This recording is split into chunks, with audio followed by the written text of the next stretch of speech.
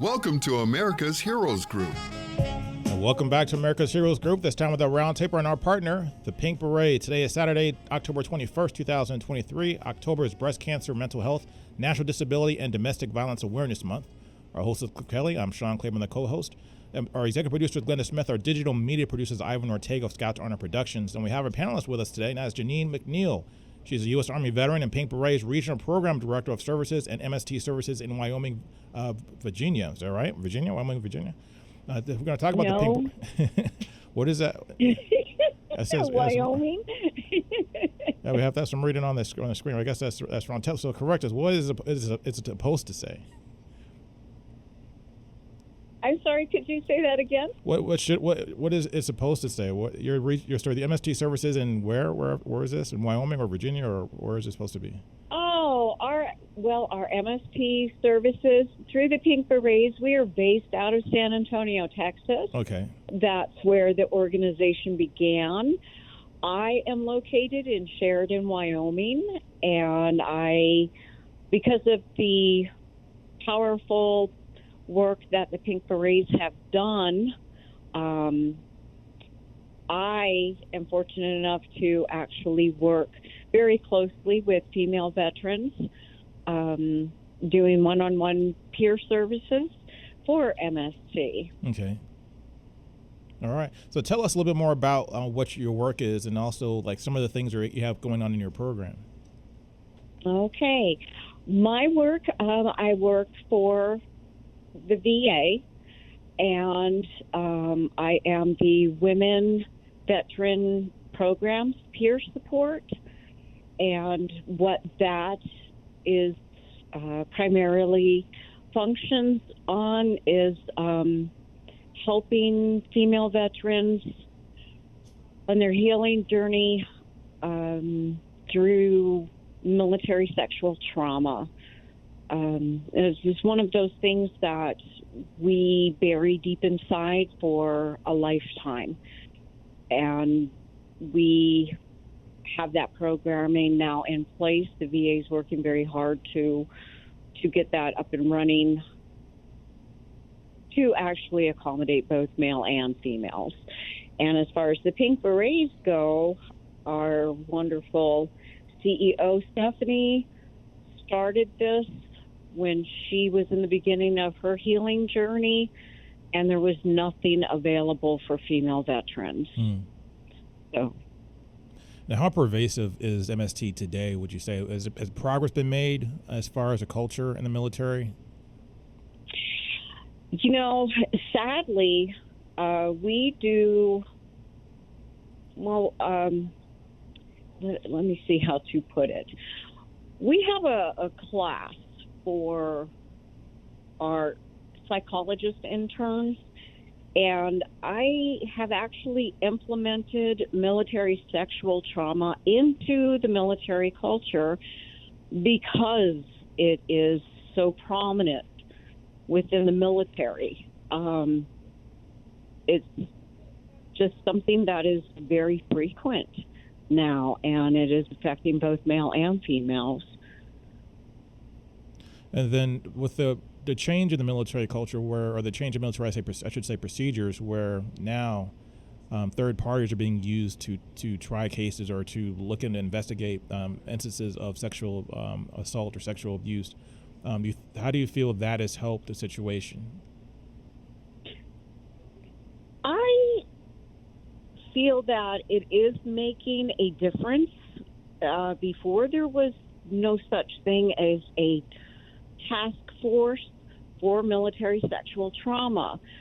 Through the years that we've been fighting for this recognition and making the government realize that this is a dire problem with the military, they have implemented a lot of programs to protect the victims of military sexual trauma and to recognize that it is a severe problem. And now having outside sources protects the victims even more. There's someone that's not judgmental hostile and is protecting those inside sources, those higher ups that are actually the perpetrators of the military sexual trauma. And how does one heal? So when you have, I know the Pink Beret specializes in doing certain programs and having people kind of overcome this traumatic experience. What are the ways that you do that? Well, we offer more of a holistic approach to healing. We have programs that we just started this fabulous archery program.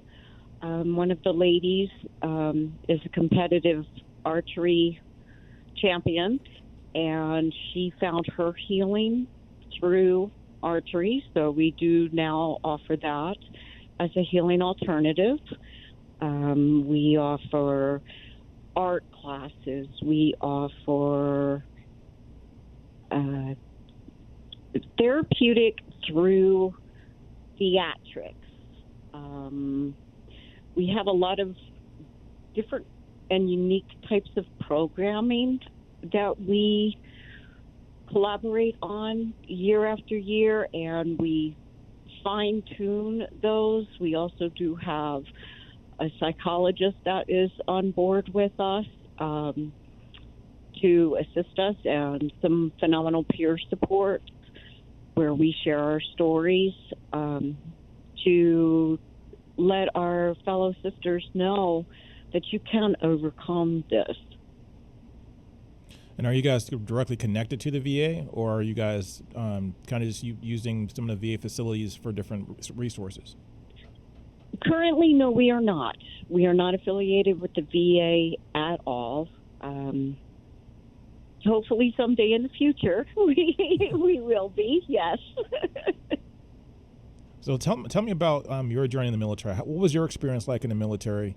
And what are some of the things that you learned and would you like to see changed in the military culture? Well, when I joined, which was back in 1983, I'm part of that where women we were really fighting to make a difference in the world, I think. And I really just wanted to do something that was not the norm for a female to do. So I enlisted in the service. Of course, I was naive, being from that generation and not having access to social media back in that time. You don't really know what the world is like. And so I threw myself in there, and life happened.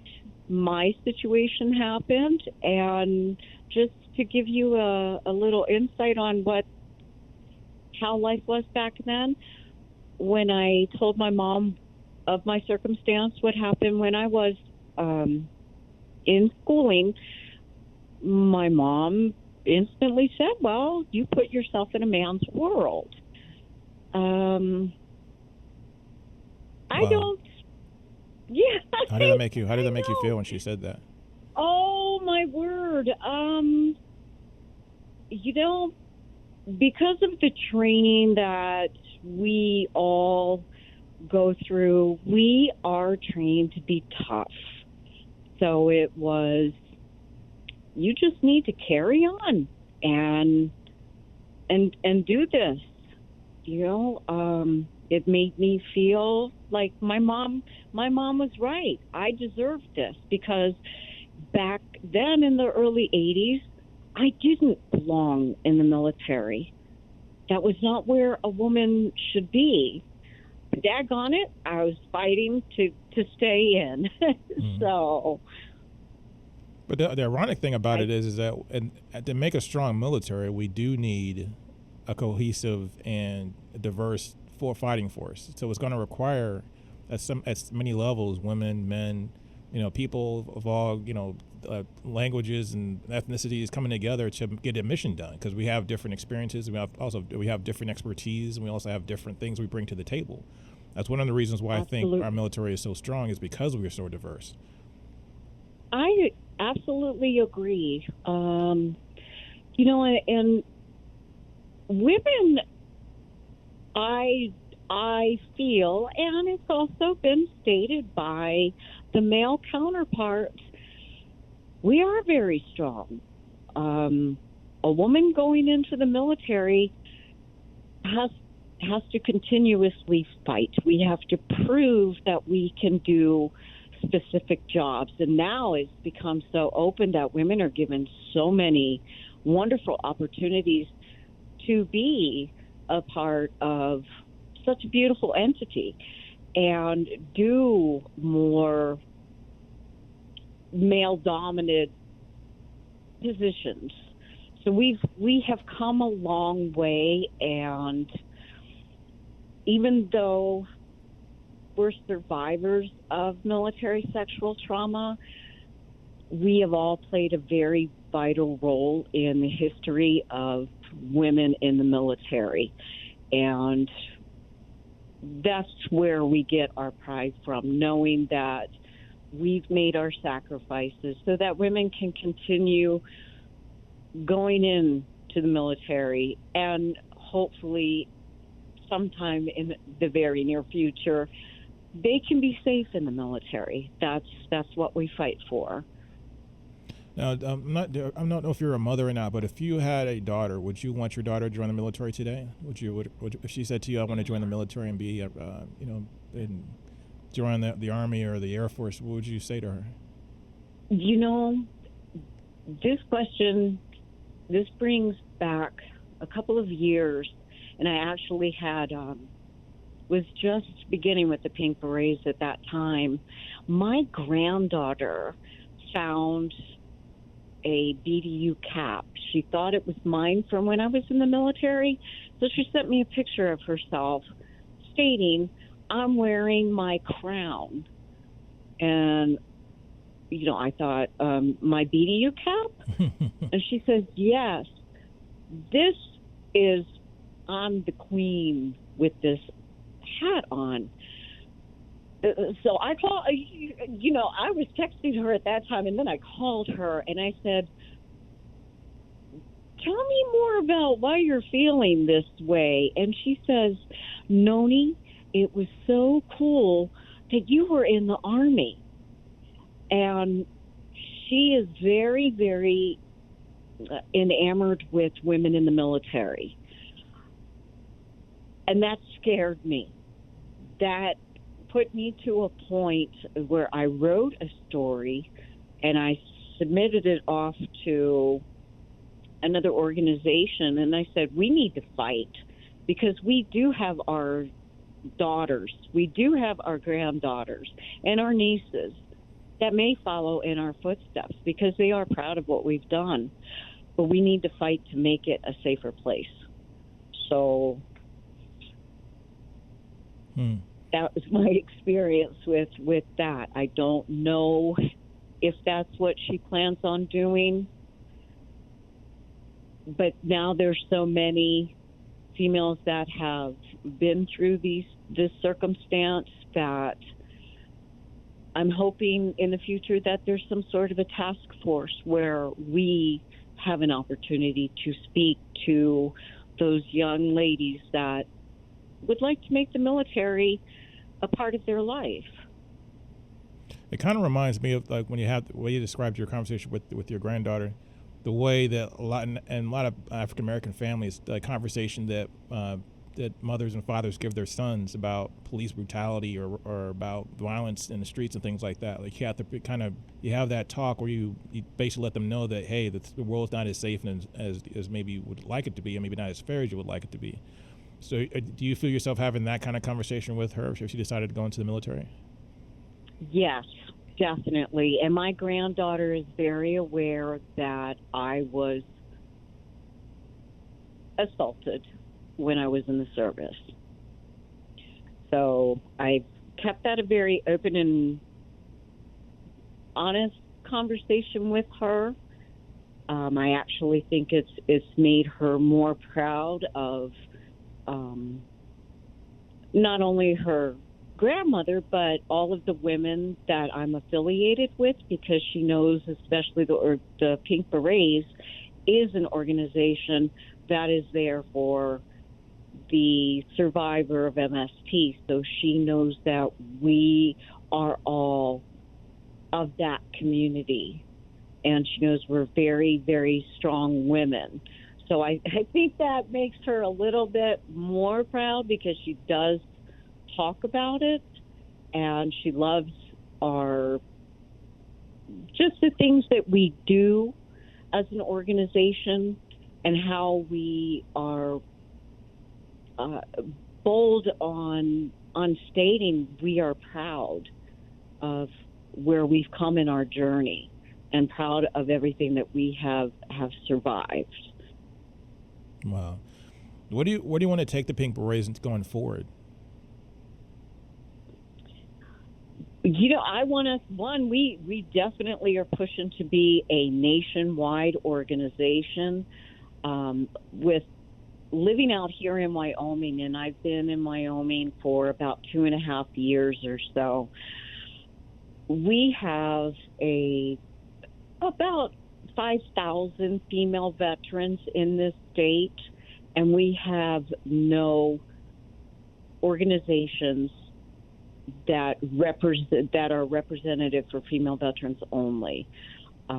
So I myself out here, and with the assistance of Stephanie and our team, we are working to mirror the Pink Berets of what they do in San Antonio. We're working to mirror it out here in Wyoming.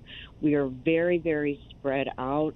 Sadly, it's 200 to 250 miles to reach another city in Wyoming, if you want to consider our population a city, because we are very underpopulated here in Wyoming. But we've gotten a few things up and going. We sponsor a horse out here that provides therapy for not only veterans but children and adults that have mental and physical disabilities. It's very therapeutic for them. We've put back into the community by sponsoring some of our aging people, by providing Christmas presents and that kind of stuff. So we run into people from different states that really want to see the Pink Berets in their state. So we're just going to keep driving to make us nationwide. And I think that's a great mission because you have a lot of opportunity, I think, especially in the states that, like you mentioned, they have a female population of veterans but don't have all the VSOs that we have in some of the other states. Like in Chicago, there's tons of VSOs. I'm sure in Texas there's probably a ton of stuff going on in Texas, but with a state like Wyoming, maybe with the population being a little bit, it's not as densely populated as California or maybe Texas. So maybe, that's a great opportunity to try to get the Pink Berets and other even the VSOs to get out there and start making a difference in people's lives. Yes, that is our goal. We definitely, the programming that we have is beautiful, and it comes from a group of women, and we also have men that are involved with the organization, just because they have found it so impactful to work with women that are survivors of MST,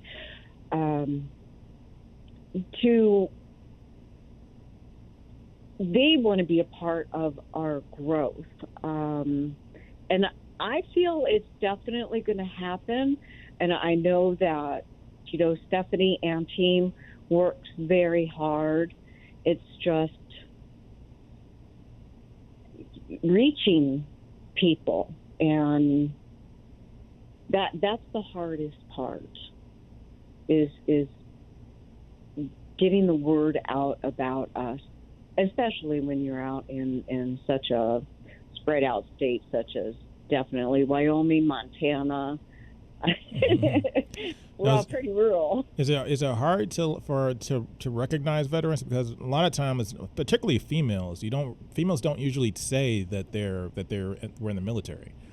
That's one thing I noticed. They don't really. It's not something that they broadcast very often. Like guys usually you'll see a bumper sticker, you'll see a hat or whatever, you'll see something. But with women, it's usually not the case. That's very true, and a lot of the reason is because we were victims of something that we never expected to happen to us.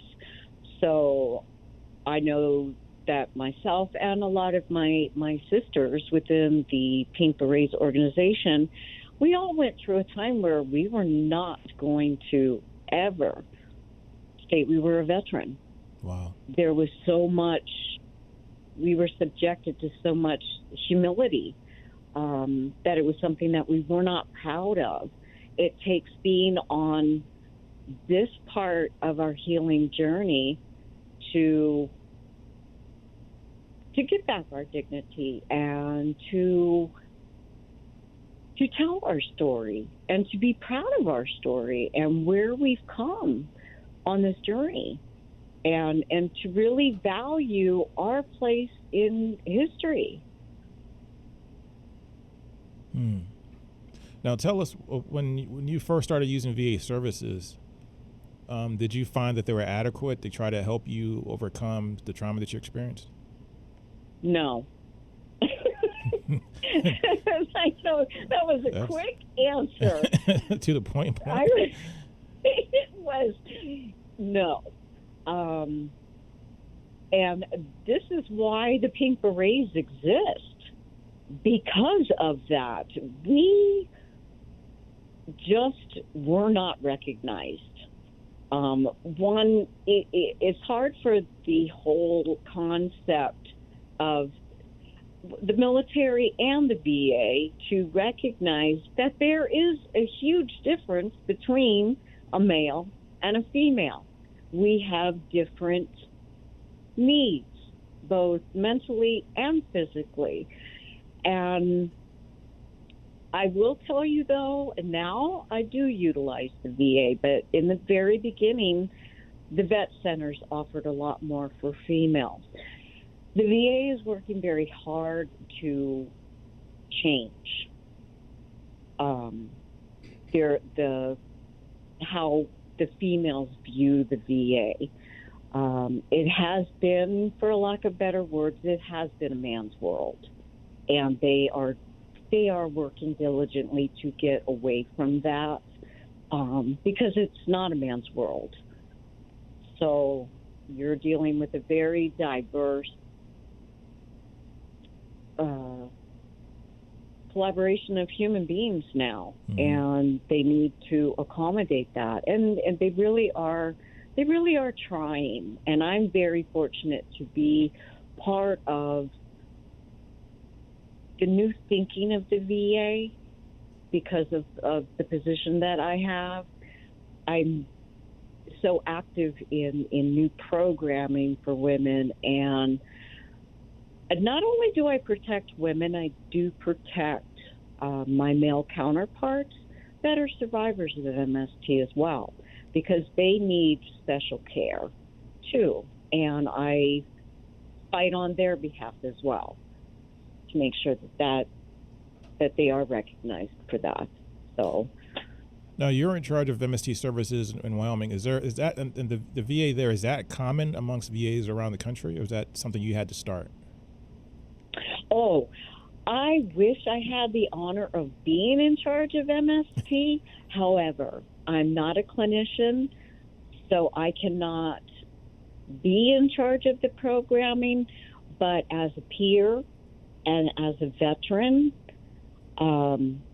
especially as a female veteran, they do take my experience into consideration, and they actually listen to my perspective on things. Instead of it being a straight clinical thing, they are actually listening to the female veterans. And the VA now works very hard to get all of these little subcommittee groups that listen to female veterans and listen to what we need.